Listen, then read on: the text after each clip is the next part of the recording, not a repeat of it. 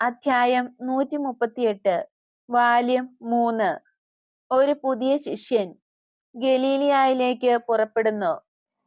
എന്റെ കർത്താവേ, ദൈവത്തോടും എന്റെ യജമാനനോടും സത്യസന്ധമായ മനസാക്ഷിയോടുമുള്ള എന്റെ കടമകൾ നിർവഹിക്കുകയല്ലാതെ മറ്റൊന്നും ഞാൻ ചെയ്തിട്ടില്ല.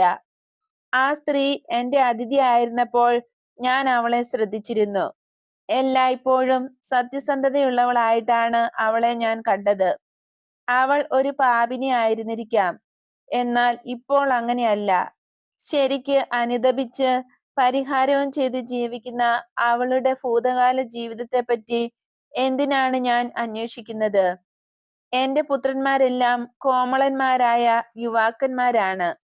എന്നാൽ സുന്ദരിയായ അവൾ അവളുടെ മുഖം ഒരിക്കലെങ്കിലും കാണിക്കുകയോ അവളുടെ സ്വരം കേൾക്കാൻ അനുവദിക്കുകയോ ചെയ്തിട്ടില്ല.